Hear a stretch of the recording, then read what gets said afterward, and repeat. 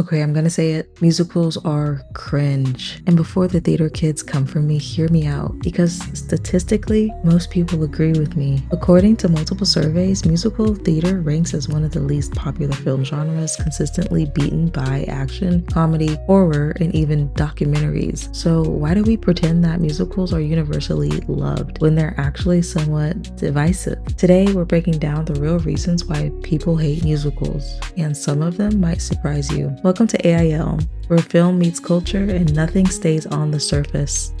The number one complaint people have about musicals is the immersion break. You're watching a dramatic scene, emotions are running high, someone just dropped a devastating truth bomb, and then they start singing. And not just singing, full choreography, backup dancers, the works. In regular movies, we accept certain conventions. We ignore cameras, we accept that people always look perfect. We pretend not to notice the soundtrack. But when a character suddenly knows all the lyrics and choreography to a song about their feelings, that's where our brains just tap out. Here's the thing. Musicals require a massive suspension of disbelief. You have to accept the fact that in this universe, people just spontaneously break into fully choreographed numbers. And for a lot of viewers, that's one step too far. David Broadway, a film theorist, uses a cognitive approach to film. He believes that when a storytelling device pulls you out of a narrative instead of pulling you in, it's referred to as a cognitive estrangement. For non-musical fans, me included, every song is a reminder that this isn't real. It's as if a character in The Dark Knight suddenly acknowledged the camera. It breaks the illusion. And look, musical fans have adapted to this. They've learned to see songs as heightened emotional expression, but for everyone else, it just feels awkward. Now, let's talk about the C word, cringe. There's a specific type of secondhand embarrassment that comes from watching musicals, and there's actual science behind why this happens. When you watch someone sing their feelings with 100% commitment, it triggers what psychologists call vicarious embarrassment. Your brain imagines yourself in that situation and it recoils in horror. The try hard effect. Musicals demand emotional vulnerability turned up to 11. Characters don't cry, they cry while belting out a powerful ballad. They don't just fall in love, they dance through the streets with strangers, and it's a lot. But for many viewers, this reads as trying too hard. It's the theatrical equivalent for someone who laughs too hard at their own jokes or talks in a fake accent. The effort is visible, and the visibility makes it uncomfortable. Compare this to the method acting in dramas. When we watch Daniel Day-Lewis, we're supposed to forget he's acting. But in musicals, the performance is the point. You're hyper aware that people rehearsed these dance moves, that someone wrote these rhymes, that this is a performance with a capital P. There's also a cultural element here. In Western culture, expressing emotions through song is not normalized, unless you're at a concert or drunk karaoke. Grown adults singing their feelings out loud is considered weird. This is why animated musicals get a pass. Kids singing is cute, animal singing is whimsical, but watch the same story with live action adults and suddenly it's too much.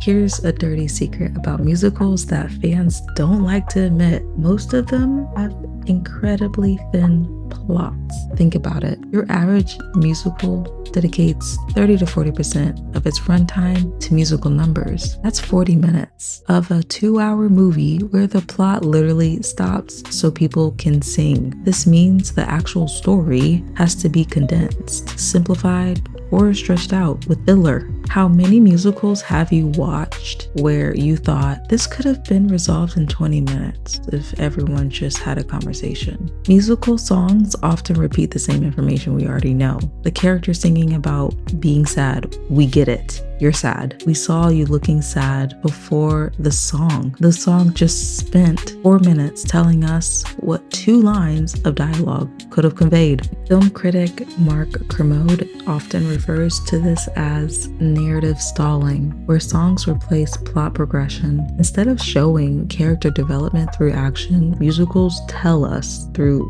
lyrics. This is why people who hate musicals often make expectations for films like Les Mis or Hamilton. These shows have dense plots that continue to move forward even during songs. The music serves the story instead of replacing it. But your average jukebox, musical, or Disney live-action remake, they're stretching a simple story across 2 hours by padding it with songs. We need to talk about that Broadway voice. You know what I mean? That specific, overly enunciated, projection-heavy style of singing that comes from years of theater training. It's designed for live performances, to reach the back row of a 1,500-seat theater without microphones. The problem is that it doesn't translate well to film. On camera, with modern sound equipment, that level of projection just feels too much. It's like someone is shouting in your face when they're standing just 2 inches away. And modern audiences are used to naturalistic acting. We want performances that feel real, intimate, conversational. Method acting, documentary style filmmaking. These are the standards now. Then musicals come in with jazz hands and vibrato,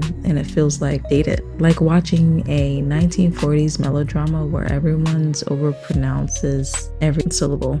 This is the fundamental tension in film musicals. Theater-trained performers bringing stage techniques to a medium that rewards subtlety. Some actors bridge this gap beautifully. Hugh Jackman, Anna Kendrick, Lady Gaga. But others, they're so clearly doing theater on film, and the mismatch is jarring. Here's the weirdest thing about musicals. They're incredibly popular and incredibly unpopular at the same time. Broadway generates well over $1.5 billion annually. Hamilton was the hottest ticket in entertainment. Yet, musical films consistently underperform compared to other genres. Musicals have an incredibly dedicated fan base, but it's a specific demographic. Theater kids, Disney adults, musical theater majors, these fans are passionate. They'll watch the same show 20 times and know every lyric and defend it online, but they're the minority. Most casual moviegoers actively avoid musicals, and studios know this, which is why musical films have a massive marketing budgets, but modest box office expectations. Remember how Mean Girls 2024 barely advertised that it was a musical, or how Wonka downplayed its musical elements? Studios actively hide the genre because they know it turns people away. There's also an age factor. Musicals peaked in the golden age of Hollywood around 1940s, 1960s. Older generations grew up with this as normal. Gene Kelly, Judy Garland, these were movie stars. But younger audiences grew up with Tarantino, Nolan, and Marvel. We expect action, realism, complex narratives. Musicals feel like a regression to an older, simpler style of filmmaking. That said, musical theater is having a renaissance with younger crowds thanks to shows like Hamilton and Dear Evan Hansen. But there's a gap between loving Broadway and wanting to watch movie musicals. Okay, so the real question is, do I actually hate musicals? I don't know. I really did enjoy La La Land. I really did. And Sound of Music, the classic. But I do think we need to be honest about just how polarizing musicals are. Musicals require a specific mindset. You have to want the heightened emotion, the spectacle of it all. You have to be willing to meet the genre on its own terms instead of expecting it to conform to modern filmmaking standards. For fans, that's the point. Musicals are escapism, fantasy, and pure emotional expression. The unreality is the appeal.